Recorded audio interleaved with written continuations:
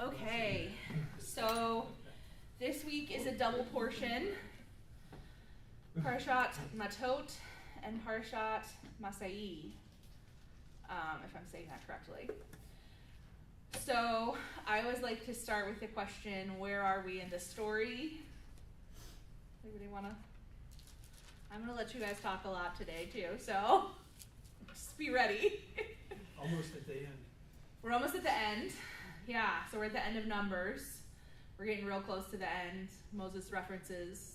God and Moses reference that he's moving on soon. We're in the 40th year.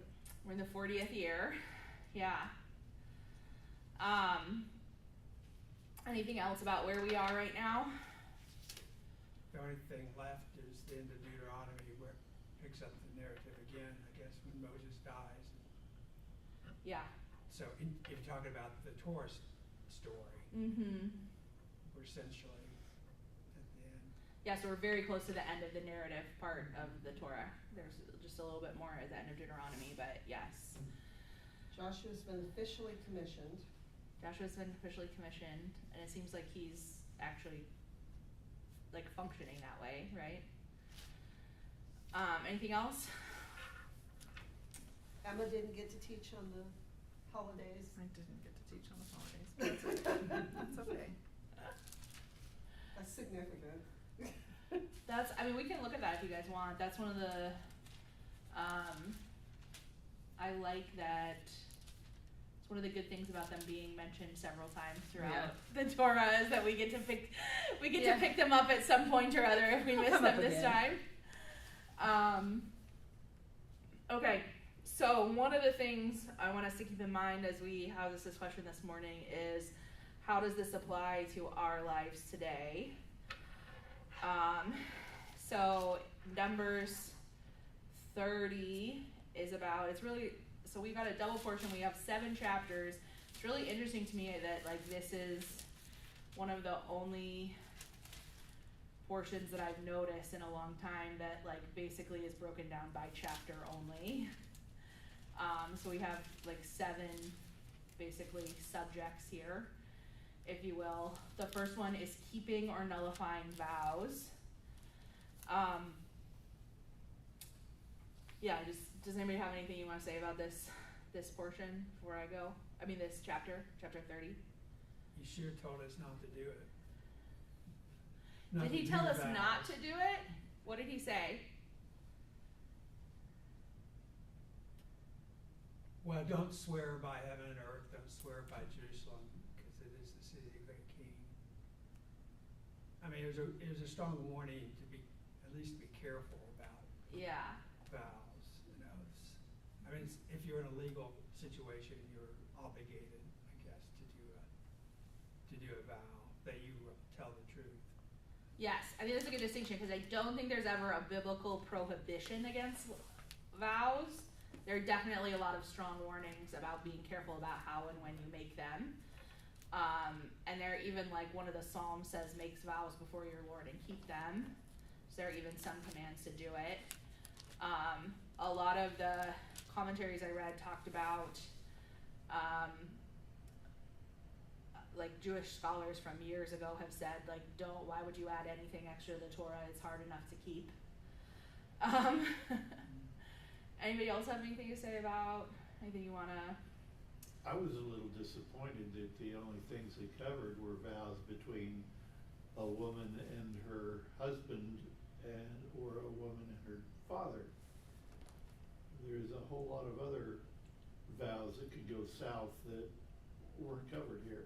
Yeah, so I think part of the reason that it only covers that is because it's really talking about nullifying vows and that you have to keep them if they're not nullified.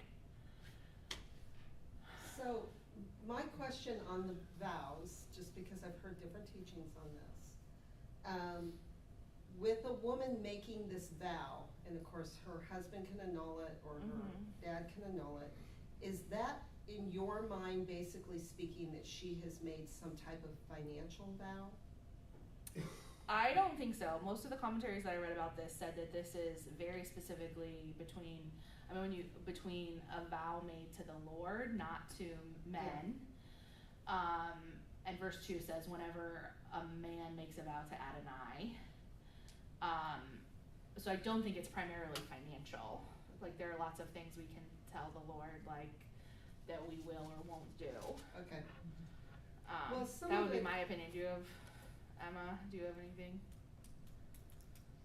I mean, it doesn't really specifically say. I think it's kind of generally speaking about them, and I think that actually, like, and it's not really, I mean, it would apply to a vow between a woman and her father or her husband, but it's more that her husband or her father are somewhat responsible. Yeah, that's why I heard the financial, like if she makes a vow, yeah. her So husband I mean, or her father has to pay that. I'm sure finances are a part of this, Okay. but it doesn't specifically say that that's only what it's talking about. So I think it's a broader application. Yeah, what I heard is that it's not just between them, it's or in the marketplace or any situation. So it's a form of protection that the husband is responsible to protect your wife So you wouldn't talk about vows made to or God. daughter. Well, and this would be. So it's not just between them, it's whatever she vows in her life. And there's this protection of the father, protection by the husband. Yeah, and it would be, so it specifically says like a daughter who's of age to be living in her house. You have to think like she's old enough to legally make a vow, right?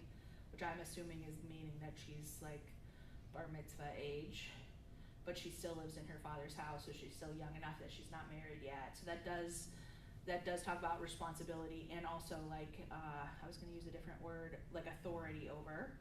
I think one of the things that is good to look at this is that it's also limiting a father or a husband's ability to nullify any vow. Like, he either has to say right when he hears about it or not at all. Like, speak now or forever hold your peace. You can't be wishy-washy about whether you like it or not, or you're going to allow it one day and you're not another day. I think it's significant. Did I interrupt you before, Lori? No. Okay. I think it's significant that, like, this starts out in verse 2 by saying, do everything that comes out of his mouth. And so I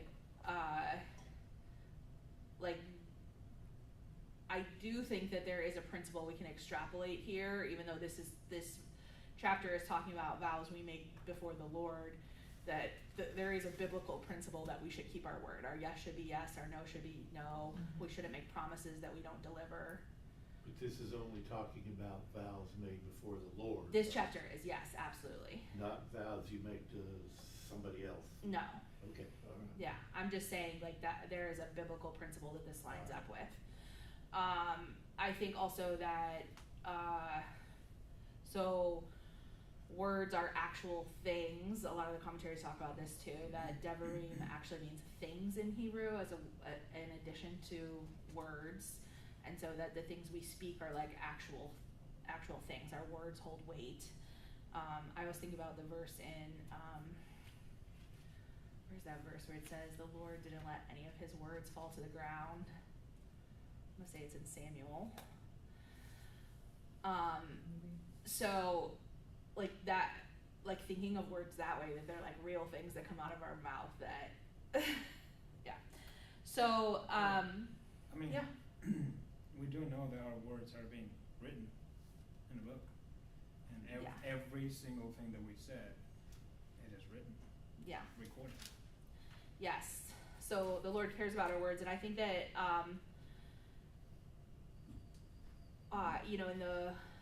in the list of like 5 things that's repeated throughout Scripture that like the Lord detests, lying is one of them, and it's listed with like sexual immorality, murder, and often if you're not taking words seriously enough, that could seem like, wow, that I'm not sure if that belongs in that list. I think witchcraft, I'm trying to think if I can think of all of them, but the Lord takes our words really seriously, and whether we keep them or not, and to make a vow to the Lord is especially, I think,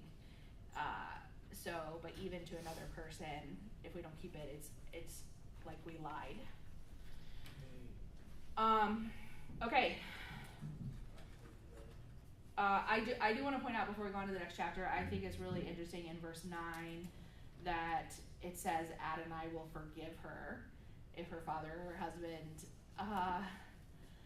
nullifies a vow. I may be taking this too far, but it seems to extrapolate then that if you don't keep a vow, that the Lord doesn't forgive you. And I guess this would, like, we have forgiveness under Yeshua, so you'd have to ask for it, but I think that just shows how seriously he's taking this. Mm-hmm. Okay, chapter 31, vengeance on Midian and Balaam. Any thoughts on this chapter? It's an interesting one.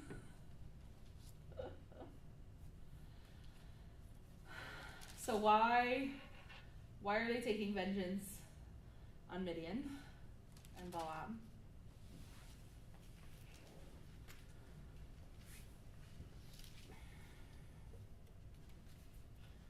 Making you work this morning. Well, this goes back to the sin of the women or of Midian leading the men into idol worship.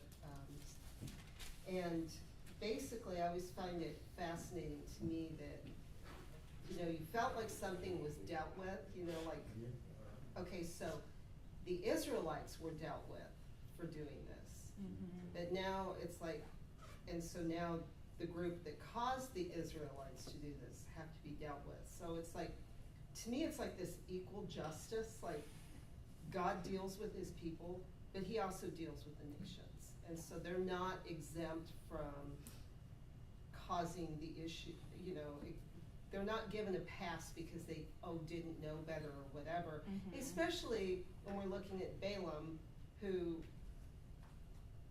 confessed who Israel was multiple times mm-hmm. with the blessings, and yet he's part of the instigator of drawing them away.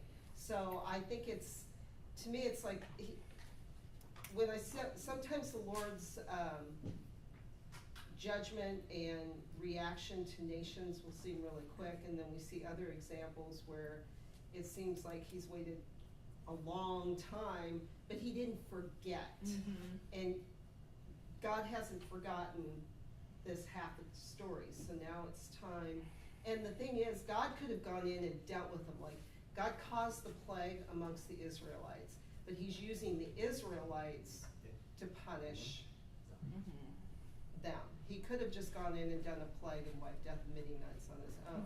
But I think he's drawing Israel into the story to see the effects and how strong this is to him. So he, in my opinion, he's making a point to Israel of how grievous this is. Mm-hmm. You're punished, and now you're going to go punish those also. Mm-hmm. And then, of course, in the story, he gets really mad at them because they didn't kill the women, which is the main issue here mm-hmm. all along. So, yeah. So, I think, did you want to say something? Okay.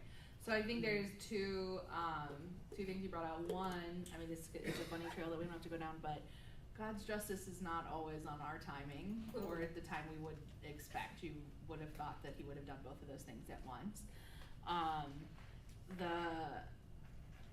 think you bring up a really interesting point that God doesn't do it on his own or send a plague, but he sends the Israelites in to do it. I feel like this is a little bit like, I feel like there's an object lesson in having to clean up our own messes sometimes, right? Mm-hmm. Yeah, I'll say it that way. Yeah. Is there a difference between vengeance and revenge? So that's a great question. I think we use those two words differently. I'm wondering if the Hebrew word is the same for both of those things. I don't know, but I don't know that. I don't know. Yeah, we'd have to look that up. I feel like it might be the same word in Hebrew, but we use those two obviously differently. There's similarities. I mean, yeah. I mean, thinking about like vengeance belongs to the Lord is the verse that I'm thinking about, and that like we would think of that as like that means don't take revenge on your own because the Lord will do it, or like if it's appropriate, He'll do it.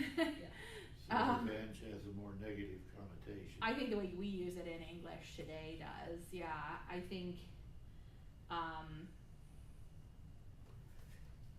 Yeah. To me, it's almost like vengeance. When God uses it, he's dealing with something that was wrong. And He's setting it right by doing Yeah, justice. it almost seems like a justice thing where with revenge means you've hurt my feelings and I'm gonna get you. Well, or even we're gonna come up on the laws at the end about murder and manslaughter, and like it's legal, like if it was a purposeful, like it's legal for them to. I don't want to say it's legal. It was the normal custom of the time for someone to take vengeance by killing the other person, if they killed a family member. But the Lord makes a way for that to. I was going somewhere with that, but I totally lost my train of thought. I'll come back to it.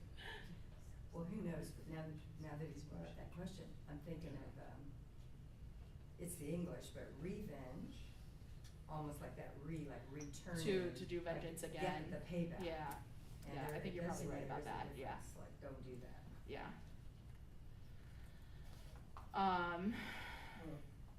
When the people of Israel, I mean, they didn't have permission to kill someone, but it was just to get rid of the evil among them. That's what we were trying to do. Not because they were okay to kill someone, no. Get rid of the evil. Take it out of the camp.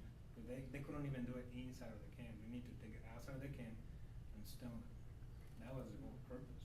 Getting rid of evil. If the person had a chance to repent, yeah, he can stay inside, but if he didn't. I mean, some of the laws don't say you have a chance to repent. It says if you kill someone, like in these two portions, it says the only way the blood can be answered for is by the other person's blood being poured out. It doesn't say give him a chance to repent. No. But in these cases, when it was an accident, they have those cities because once again, they have a chance to keep him safe. But otherwise, you're guilty. Yeah. So I think the difference here too is this is a very specific example where the Lord says, "Go do this." This is not licensed to do this all the time or as they see fit. The Lord is not specific about what taking vengeance looks like, but it seems like, or in this passage, it seems like He was specific because then they come back and it seems that they have not done what the Lord expected of them. Well, I think part of this is that I think the Lord is hoping that by this point that the people have seen the reality of this situation with the Midianites and things like that, and it's really complex here because they understand how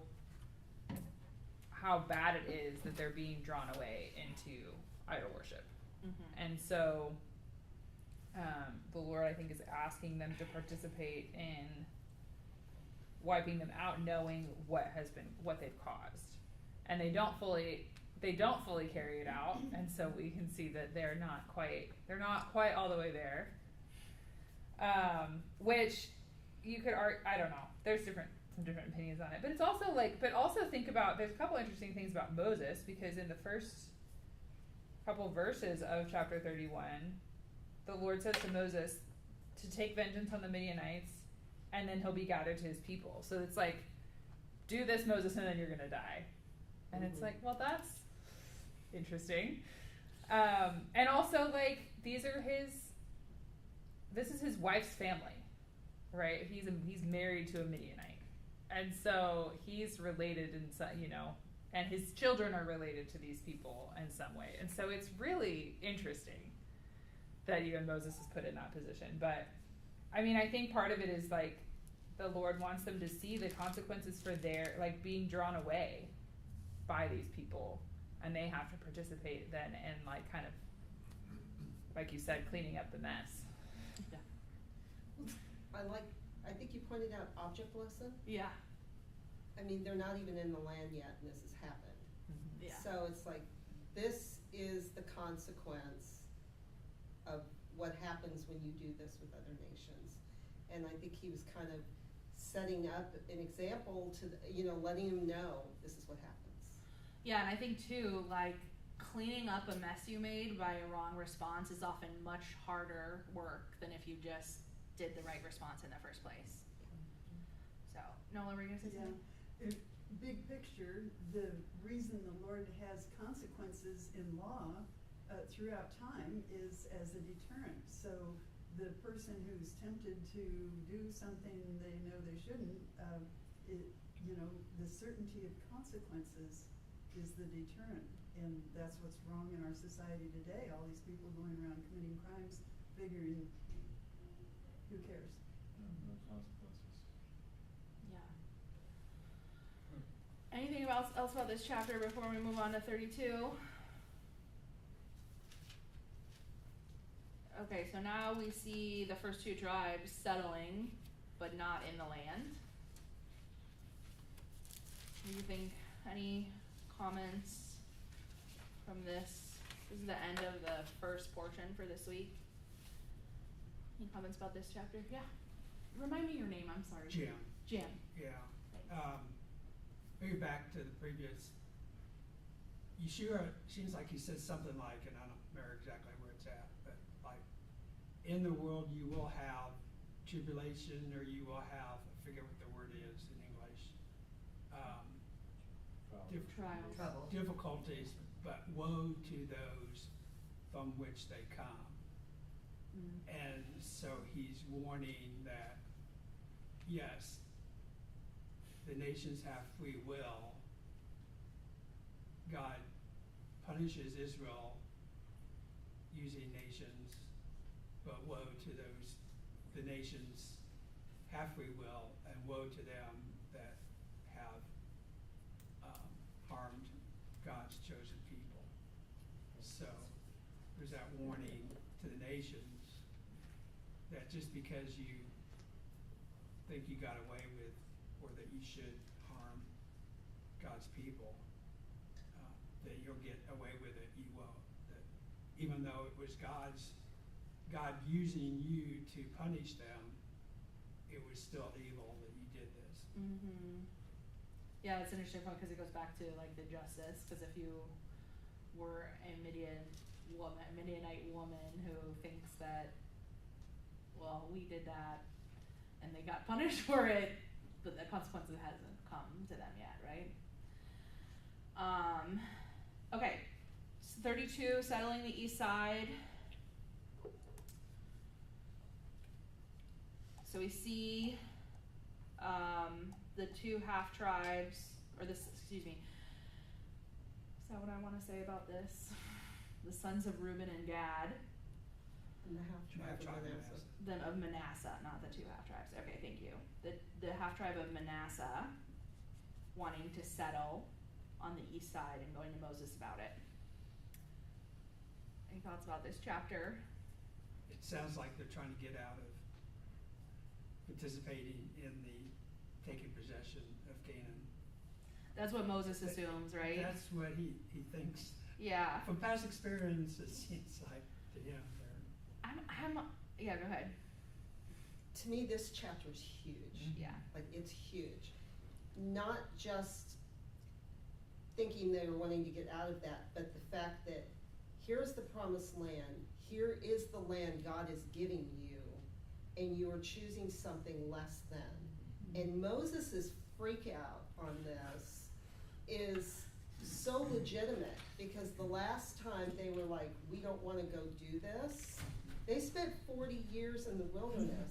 Now he's got 2.5 tribes saying, we'd rather stay over here again. We don't want to go, whether it's we don't want to go up and do battle, or, I mean, they had their reason. It sounds like they presented a really sound, this is fortified.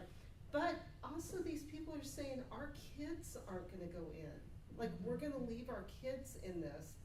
so God has this. In the land that hasn't been cleared out yet. Right. We're going to leave our women and children and livestock behind. Don't worry, we'll go with you into battle. I mean, God has this land He wants them to have, He wants their kids to have, and you have 2.5 tribes saying, I don't want it. That, again, is like God giving you a gift and saying, I'd rather take something lesser. I don't want the fullness of what you have for me. I want what I see here with my eyes that I like better.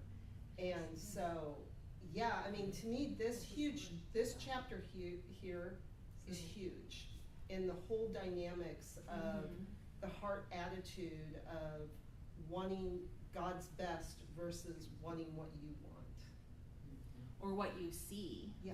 That you think, oh, I don't know if God's best is going to be better than this, but I see this here, so maybe I should just take it right now. This chapter's so confusing to me, to be honest. Like, not just because I don't understand what they were thinking at that time. Yeah.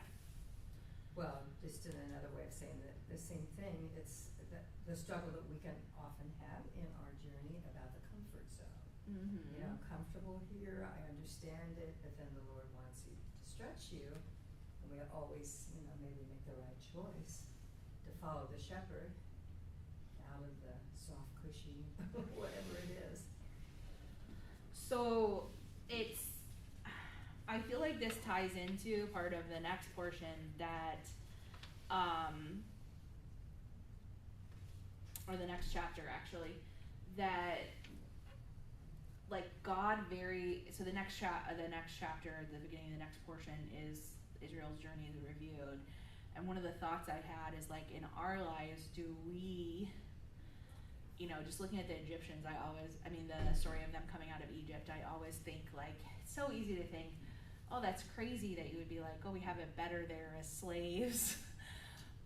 But honestly, like, we would rather not walk through the sea being chased by Egyptians. We'd rather we'd be like, I would look at the map and be like, God, can't we just, like, that way's so easy. Can we just go that way?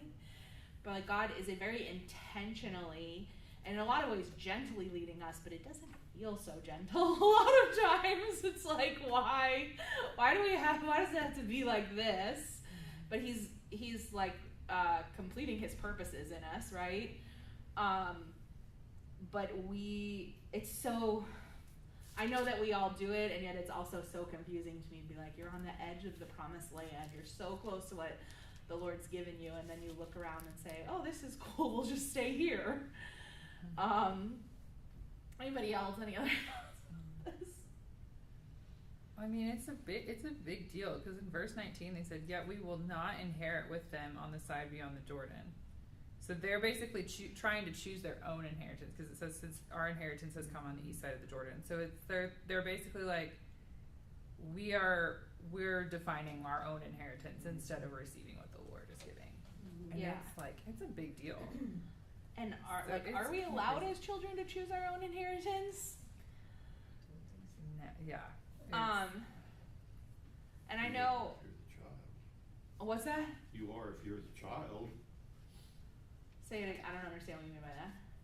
If I'm a kid, if I'm a 12-year-old, I don't have a problem telling you what I think I should inherit.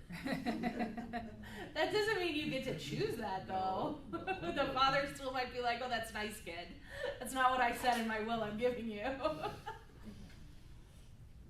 I think, I just had this thought come to mind, so I don't want to extrapolate too much, but it's interesting that, like, because there's other land that today does not belong to Israel that should be rightfully theirs, right? Mm-hmm. But it's very interesting that they don't keep that land for that long in history. So, yes.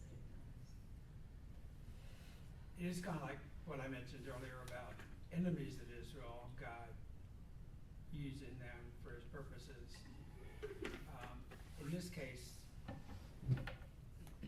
don't the prophets reference, there's maybe even Abraham, I'm sure, referencing all the way to the Euphrates and all this. So I'm wondering if it is God's intention for Israel to encompass that land, but they didn't necessarily know that, and so God used their free will to choose, let's stay on this side, to actually make that part of Israel at some point.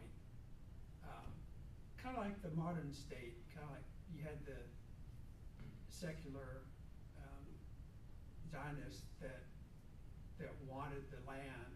They weren't doing it for just like biblical purposes or anything like that, but God wants Israel to have that land, so he used people that weren't necessarily following a biblical perspective or relationship with Hashem perspective, but to accomplish his purposes. Again. I mean, I think at this point my understanding is that they have like a command from the Lord to all go in and possess the land. On the west side of the Jordan. Yes, and so I'm not saying that like the Lord didn't want to give them other land and grow it, but I think to stay on this side is not really a great choice right now. Right now, but in the story, or right now, this year? In the story, sorry. And it still always keeps coming back to, do you trust the Lord? Do you believe the Lord for what he said? Or do you want to settle for what you can see? Yeah. And that isn't the full vision that the Lord And created you for. yeah, and there seems to be something too about their priorities here also.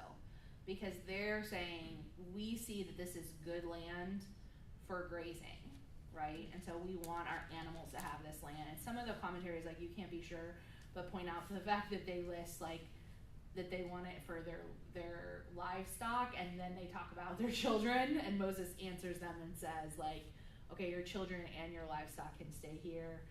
And then they answer in that order too. And I don't know if we can make that much out of that, but it does seem to be a clear priority of like economics here. That's why they're making that decision. So, do you want to? Yeah, when they do invade the land, they're able to go ahead and not be encumbered by their livestock and their families. They're able just to be the armies. Yeah, they're in front of everybody else that's got all their possessions. I think some of the translation calls them the shock troops. They're the vanguard. They go in first. What were you gonna say, Laura? Well, I was gonna say also their decisions, it seemed like Moses' greatest concern about it was that it was gonna dishearten the other. It was really bad for the morale of everybody else. And I think it's so funny because they say, if we found favor in your eyes, let this territory be given to your servants as a possession, don't make us cross the Jordan. You know, to me that almost feels like kind of a manipulative statement, like, you know, if we found favor in your eyes, and it has nothing to do with Moses, number one. It has to do with what God wants, not what Moses wants. But I find that Moses' first reaction to that was, how will this affect all the other tribes? And that's legitimate, right? If they say Yeah. we're gonna settle here, then other people may be like, well, maybe we shouldn't go in either, or we don't wanna go in as, you know, less tribes because we'll have less troops to take the land with. I do think, verse 24, I just wanted to point out, seems to echo the first chapter where we started at, where he says, oh, it's not verse 24. Oh, maybe it is. I'm in the wrong chapter. Sorry. Nope, still not verse 24. My notes are not great. Anyway, one of the verses in here says, let's see if I can get on the right chapter. Here we go. Verse 24 says, do what has come out of your mouth. Like Moses is charging them, do what you said. Like, well, I'm going to allow you to do that, but keep your word. Seems to be a consistent theme throughout this portion. Okay, so should we move to 33, Israel's journey reviewed? So this seems to be a really key chapter. It's telling a story, which is interesting. There are other lists or story, like this is a very summary story of all the places they went. There are other ones that point out other places or points to the story, but do you guys have anything you want to talk about in this chapter?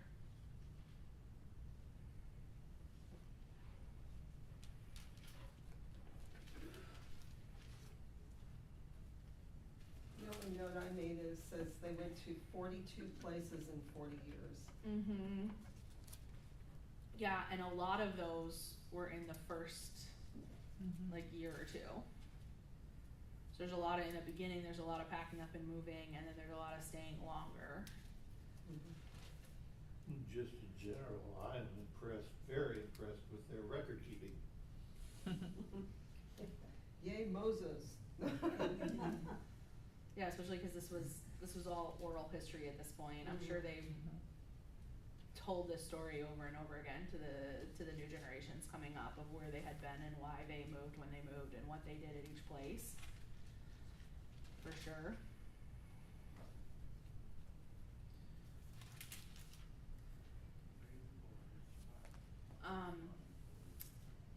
I think this is interesting that this particular one follows them from Egypt. It's not like, this is a very specific history of them being in the desert, which I think is reviewed at this point because they're about to cross into the land, right? Like, let's see how far the Lord has brought us, what he's done in the meantime. And a lot of this it's not necessarily like telling a story, but it's talking about the people that they have overcome, the Egyptians and other kings on the way. It seems to be like here we go into the promised land, like the Lord's brought us this far, he can do it there. Anybody else, any comments on this chapter?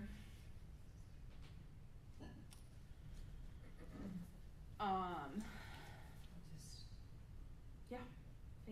And actually, I was on a road trip, and I wasn't able to read this week, but I'll say that I always appreciate the reviews that are in the Word. It's like, I can't hear it enough times to remind myself, you know, and so God is intentional about putting those reviews here and there. Yeah. I mean, we know that were you gonna say something? Go ahead. I was just gonna say real quick, we know that like the most often command in the Torah is to remember, and he's constantly trying to remind us of the story. Yeah, I was gonna say, like, one of, like, it sticks out to me the end of the chapter, like when it talks about, like, again, the Lord is kind of like, remember what you're supposed to do when you get there, right? And remember, like, and he talks about driving out all the inhabitants of the land, and dividing the land according to basically the size of the tribes. And the very end, the last couple of verses, but if you do not drive out the inhabitants of the land from before you, whoever you allow will remain will become to you barbs in your eyes and thorns in your sides. They will give you trouble in the land in which you will be living. Then what I had intended to do to them, I will do to you. Like, this is pretty serious stuff. I wrote in my notes, wow. Yeah. It's like really intense. But it's going back to like even like what we just saw with the Midianites. It's like, no, you actually have to like fully take the land, or there's going to be issues. And I think we have seen the result of that has been true. And also like, but also it's like thinking back to like when they send the spies in, even it's like they're already intimidated by these people.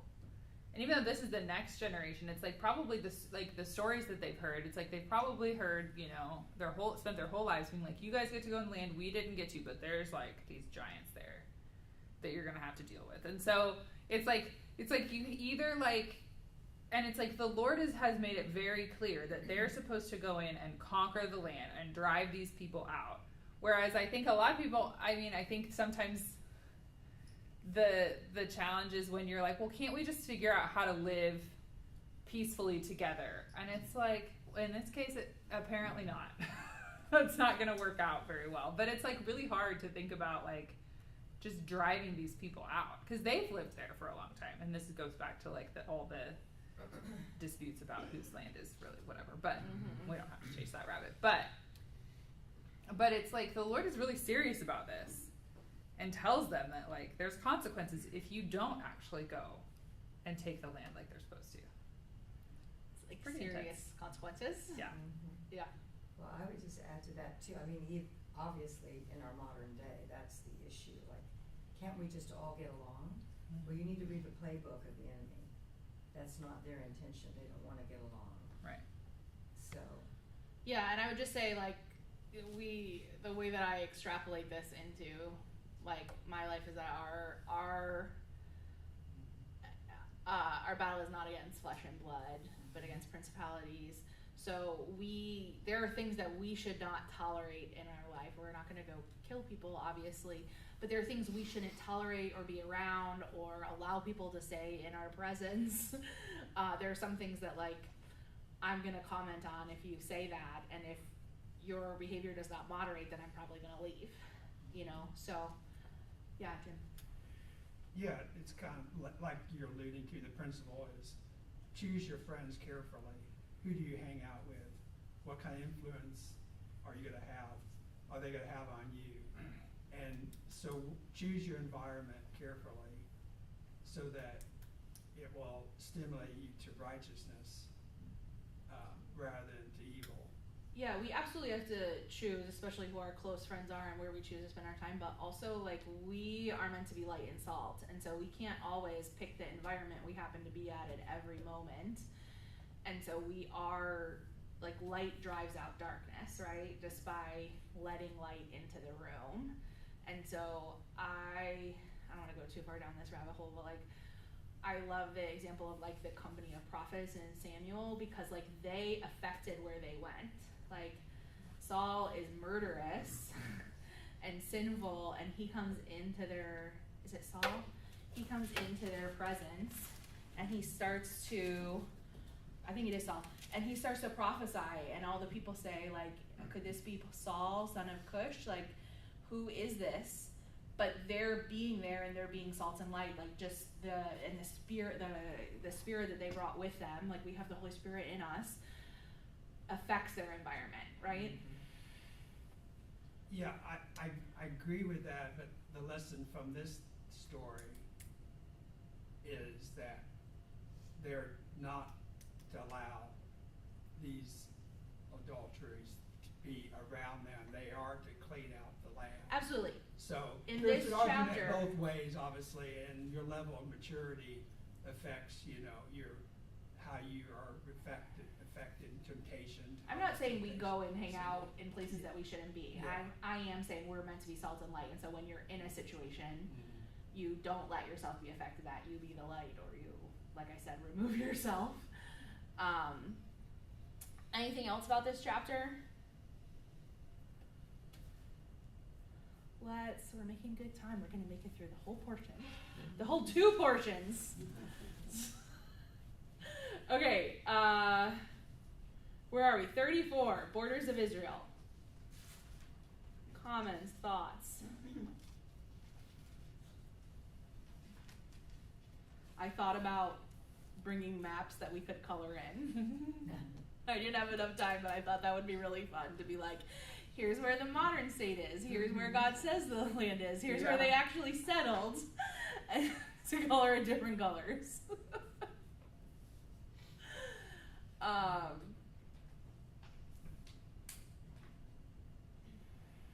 So this is pretty straightforward listing of where the borders should be of the land. Yes. So is the current tension for this land, you know, the original, Mm-hmm. or is it just for some or whatever? You mean like the modern state of Israel? Because I've often wondered that. Is it? I mean, I know they don't have it all. Yeah. But is the contention these borders? Yeah, I don't think, my understanding, and somebody who's smarter about this can answer, I feel like Mike Blake might be getting ready to say something really wise, is that Israel is not actively seeking to add to the land they have, but to defend their borders, and when they can't make a space safe, they, I'm gonna let Mike talk, but there's a really great book called in English, I think it's The Uncontended History of Israel, where she goes through, like, all the way back to, like, what, like, God says is Israel, and then like all the different people who have either owned it or wanted passage through, and then like the three famous no's, and why Israel took over certain parts. But were you gonna say something? Yeah, I'm not an expert. When I took a precept Bible study course for 12 years, and the precept Bible has the maps that show, as I recall, showed what it was originally and what it is today. And today's Israel is not on the same lines as the original. So there are still some parts. It's up in Jordan, for example. There's still some parts Some in Syria. that are not part of Israel. So, and that's not what Israel's trying to do. They're not trying to expand their borders. They're just trying to defend the borders. Do they ever try to? No. That's not been their goal. Only time they've taken land is when the Arabs have attacked them and they defended themselves and picked up the Sinai Desert and some other areas. Okay. But And some of it they tried to give back, and they got the three famous no's. That book I was mentioning is by Sonia Waters. She's a Messianic Jew living in Israel. And it's really good. It's just a little tiny thin thing you can buy on Amazon. Yeah, Faith. I was gonna say, of course, the history is giving up land that they shouldn't have with the pressure, which is happening right now. Is there biblical evidence to believe that in the Messianic kingdom, the full land will be restored? The What do you mean by the boundaries. Messianic kingdom? Are you talking about the millennial? I'm sorry, the millennial reign. Yeah. I mean, yeah. Well, in the millennial reign, Jesus is king over everything, Right. and all the kings of the land like bow down to him. Right, so, So I've always assumed, I'm just asking, is there? yeah, that's my biblical assumption. And when evidence you Yeah, does she regain her borders? Yeah, absolutely. But also like when I like do a study of like when the measurements of the New Jerusalem coming down, it's like so massive. That's after, Yeah. Oh, you're talking about just in the millennial reign. Yeah. Yeah. I mean, my understanding is that yes, but Yeah, I mean, it seems likely. I think, and part of the Zionist versus anti-Zionist argument is the fact that Israel is not trying to regain the biblical borders, which is so the argument that some make is that,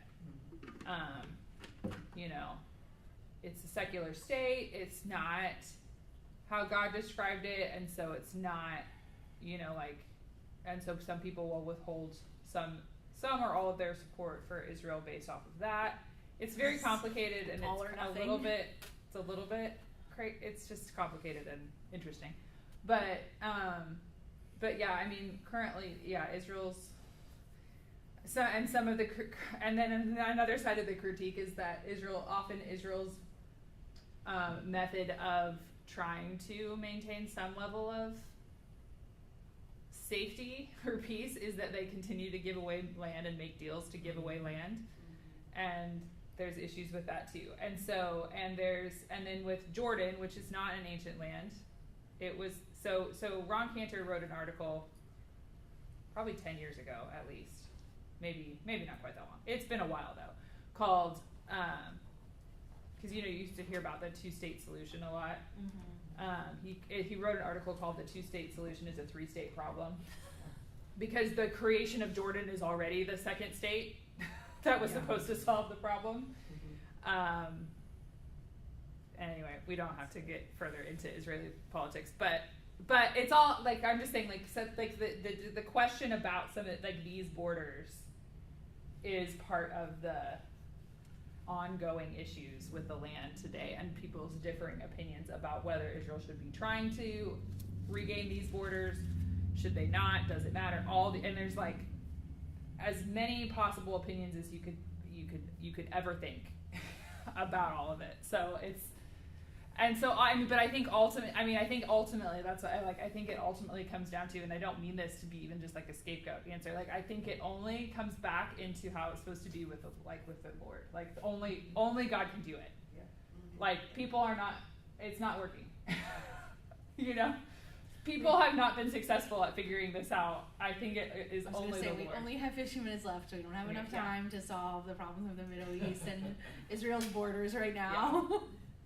Can we do it 20? Maybe, but I do. I think it's really neat, like how it started with the smaller camps instead of what big against, but on what they allowed in the camp and not, outside and in the camp, and then as they get bigger and he moves them somewhere, then he sets up proper borders. So it's kind of the same thing on what they want within the borders and to protect. So I do believe that God created borders, healthy borders for nations and countries for that reason, absolutely. to filter what comes in and out. Yeah. Absolutely. Okay, 35. Cities for Levites. Any comments, questions? There's some interesting things in this chapter.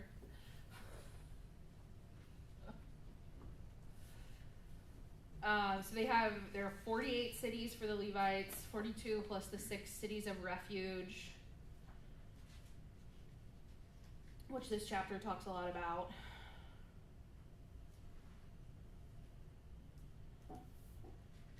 We've hit on a couple of these things already, but anybody have any thoughts about what the death of the Kohen Gadol has to do with being allowed to go home from a city of refuge? That's an interesting point to this chapter. Can you repeat the question? So in verse 28, it says that when the Kohen Gadol passes away, that people who have taken refuge can then return home. They do not have to stay in a city anymore, of refuge anymore, in order to not have vengeance taken upon them legally.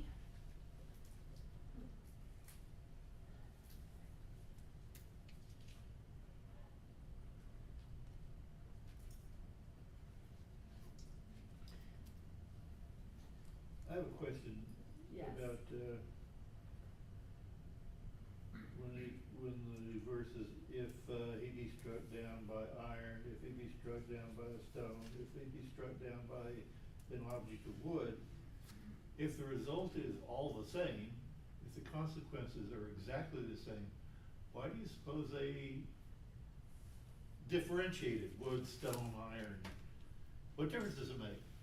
Because I think if you push someone and they die, it's assumed that that's manslaughter because they shouldn't have died from being pushed. But if you have an iron or a stone or something that if you strike someone with that, it could possibly kill them, you have a different level of responsibility. I think that's the distinction being made here. It would seem a lot more simpler than if you hit them with anything. Well, I mean, we could all rewrite the Bible, the Torah, to make it a lot more similar if we wanted to. I admit you, it's very presumptuous. I mean, I'm just giving you a hard time. But, He's covering all the bases. Yes, yeah. Anybody else? Any questions or thoughts about this chapter? I don't know, I found the Kohen Gadol thing interesting and why is that there? Some of the, So what do you think is there? well, some of the commentaries that I read said that it represents a new season, it's kind of it's starting over at Yom Kippur, everybody gets a new clean slate. I don't know, I just think it's interesting that it's not a year of Jubilee or some other thing that would make more sense in my head, but this is what doesn't make sense to me about Yes. it, okay? If you flee to a city of refuge, right, it's because somebody wants to kill you probably for what you did. yes. So, just because the high priest dies, what makes you think that person still doesn't want to have? Presumably, they're not supposed to be able to take vengeance then. Supposedly, I don't know, do you have to put away your vengeance when your anger when the Kohen Gadol dies? Yes. Do you think maybe it's a shadow and type of Yeshua as the high priest? And once That's he a really good point. dies, Yeah. So it's definitely. once Yeshua dies, it's a new era, and his blood covers sin. Yeah, that's really good. I did not have that thought, and I did not read it in any commentaries, so that's great. Mm-hmm. Yeah. Any other thoughts about this chapter before we go to the very last one?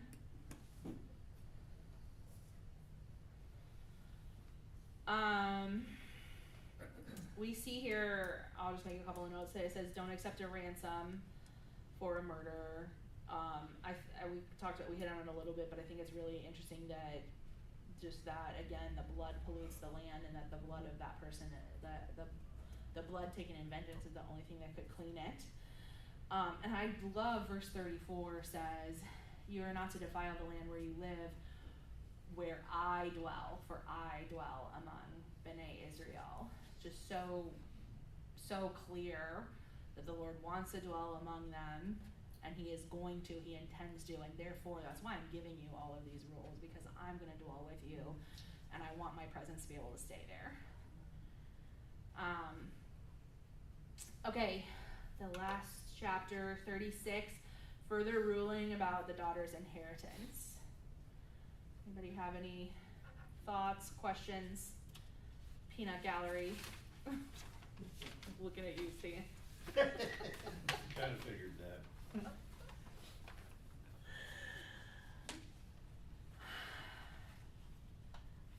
It's interesting that this comes up again, and that originally it's the daughters that come to Moses, but then the community comes back to him and says, it's not fair that our land would be taken from us and wouldn't go back at the year of Jubilee. And to me, it's interesting that the Lord responds both the needs of the daughters and also the needs of, or the concern brought up by the heads of the families, the tribes.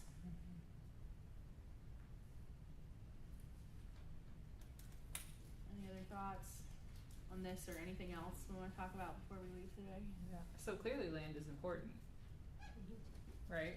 Yeah. And clearly, like, where they are dwelling is important. So it's interesting to think about this, like, in that, yes, like we talked about, like, it is, like, the Lord is honoring the daughters, like, and their requests, going back to, I guess it was last week, of that they are like, we don't feel like it's right that we don't get to inherit our father's land just because we're women.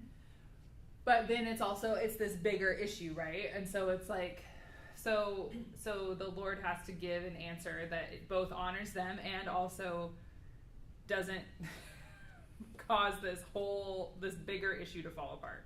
Because he goes on to talk about, like, it basically, this is going to become a ruling for all the tribes, right? Mm-hmm. So, like, any daughter who receives an inheritance has to marry within her own tribe. So it's starting with this family, but this is going to be true in other situations. And so, like, thinking about, like, that, like, right, like, Reuben and Gad basically decided they wanted to choose their own adventure instead of following the Lord, and decide that their inheritance is outside the land. So then that means, so it's like, think about some of the possible situations, like if the daughters, you know, if a Benjamite daughter marries a Reubenite man, and then all of a sudden, then Reuben does have land inside. You know, like, it gets really complicated. Like, so they kind of have to keep some order. And the tribal distinctions are important, which is an interesting conversation, thinking about that we don't know a lot about the tribes now, and things happen through history. But at this point in the story, we could stay there. It's like it matters, and like the Lord, like He's instructed that as they go in, that the land is portioned out based on the size of the tribes, and so it makes it's like clearly this matters a lot, like this issue of land, and so the Lord, and I think it just is like the Lord has, and like the Lord does have a response that both honors the individual family as well as the greater structure of the nation, basically, that He's setting up. So it's really interesting how this all plays out. And, you know, over time things get a little messier, but this is really nice and orderly here. I think it's interesting too. I mean, obviously they're like figuring it out as they go into the land, but it's interesting, like, that the Lord gives an answer as they ask him. He doesn't give the full answer the first time. Yeah. They have to like figure it out and then say, oh, okay, well we get that, but then how does that affect this, and go back to the Lord and ask again to get further revelation. Well, in verse 9 it says, no inheritance may pass from tribe to another tribe, for each tribe of Bnei Israel is to keep its inheritance. So obviously this is, like Emily said, this is an important subject to the Lord. And it's important to note that the Lord gave them an inheritance. Now it's up to them to keep that inheritance, to value that inheritance, and not to just let it pass from one tribe to another. And it's not that, it's kind of like that unity with distinction, but with here within the tribes. Like they're supposed to function as a unified people group, but they are supposed to be distinct tribes with their distinct land. That's what the Lord gave them, but now it's up to them to keep it going. And again, it's once again how important is this inheritance to you? How important is it that what God gave you, to make sure it stays not just with you, but with your children and with your children's children, because inheritance is supposed to go forward. And once you start intermingling and you start portioning off or giving away your land that God gave you, it kind of shows a lack of value in your mind for what the Lord so desired to give you. Basically, they're not allowed to permanently give it away because it has to go back to them in Jubilee, and now we have this ruling that it's not allowed to be married away either. Yeah. It kind of speaks to the tragedy then of what happened in the history. You know, the 10 tribes carried away, and so I think I've read where there's speculation that this will be a job of the Messiah when he sets up his rule, is to identify the tribes again, identify who's of what tribe, and so forth. That would be one of his jobs as Messiah. Any other final thoughts? We're about at time. Faith? Oh, it always reminds me of a very profound lesson of Esau and Jacob. That Esau literally, for a bowl of soup, gave up his inheritance. And anyway, how that has played out, the people groups and all of that is quite the lesson. All right, well, thanks for coming this morning. Shabbat shalom. Shabbat shalom.